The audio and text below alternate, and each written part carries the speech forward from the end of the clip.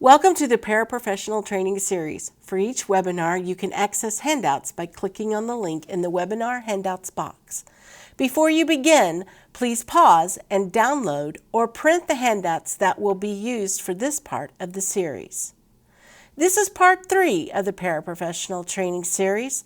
This webinar will address types of communication and teamwork. This is a multi-part series offered for paraprofessionals. Verification of orientation training is necessary for each paraprofessional to perform duties as assigned is present. The federal regulations, the Missouri State Plan, and the Missouri Office of Special Education Compliance Standards and Indicators indicate that each paraprofessional, even those who hold a teaching certificate, is required to have received 15 clock hours of training within 6 months of hire, including orientation and initial training prior to working with the student. A minimum of 10 clock hours each school year thereafter is also required. The objectives for this webinar are to understand the organizational structure of the school district and to learn how to effectively communicate with students and adults. Please take a moment to make sure you have the handouts listed on the screen available for your use throughout the webinar. During the course of this training, you will be directed to pause the webinar to review and reflect on the content or activities using these handouts. Upon completion of each activity, click play and continue with the Communication and Teamwork webinar. It is important to know this structure so you can follow the appropriate order and understand the daily routine. Each district's organizational structure is different. Be sure to follow your district's organizational structure. Each district has a unique structure that helps them do business. It is important to know the structure of the district and to remember that each district structure is different. Examples could include Board of Education, Superintendent, Assistant Superintendent, Director of Special Education, Building Principals, Assistant Principals, Teachers, and staff. As a paraprofessional, you are considered a staff member. If there is a question, the paraprofessional would go to her teacher.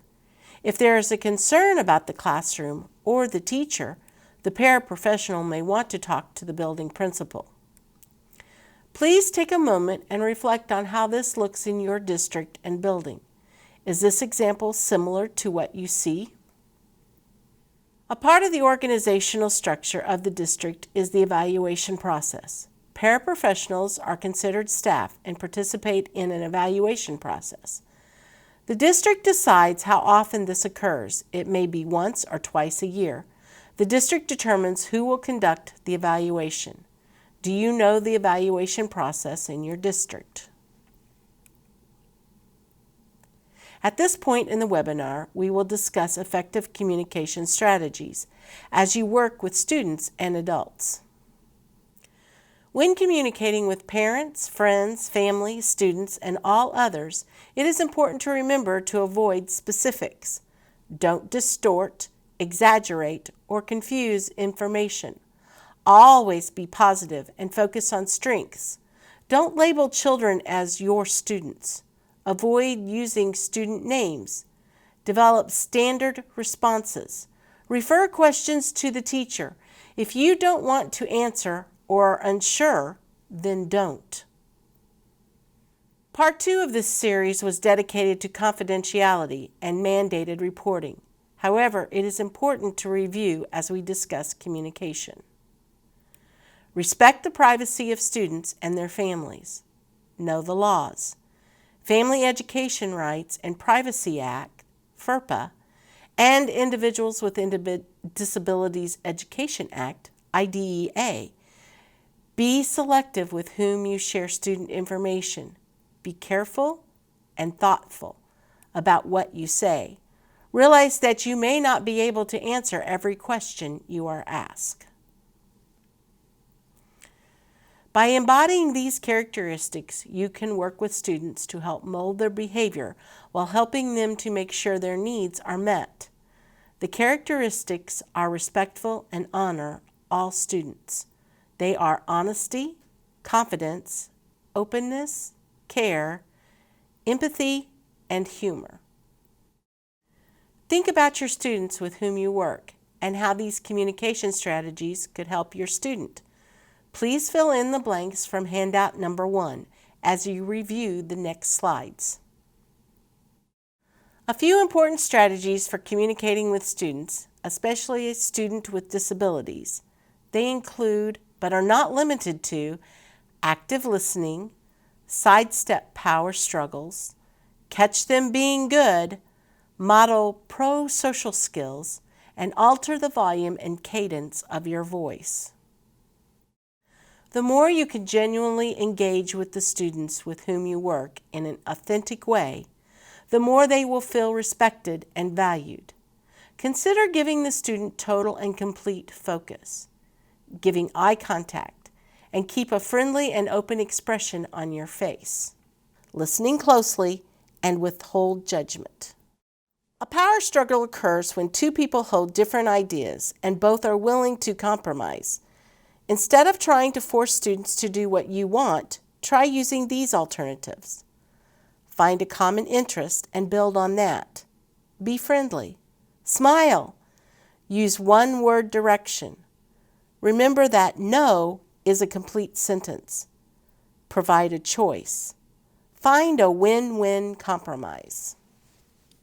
Sometimes negative behavior is the only way that students can communicate their needs to you.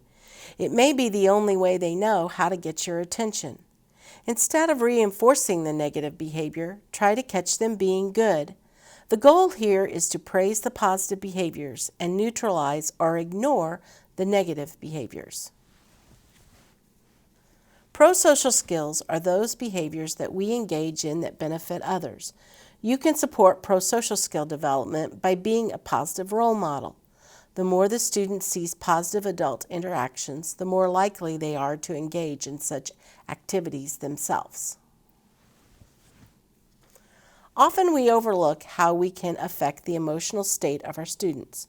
Emotions can be infectious. When we are angry, aggravated, excited, anxious, or nervous, these emotional states can impact the state of the escalation of our students.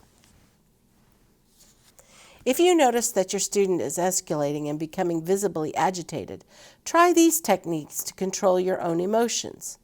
Lower the volume of your voice and speak more quietly. As you speak more quietly, your student with whom you work will have to become more quieter to hear you. Alter the cadence of your voice and speak more slowly. Modulate your tone of voice and be calm and supportive. Simplify your vocabulary.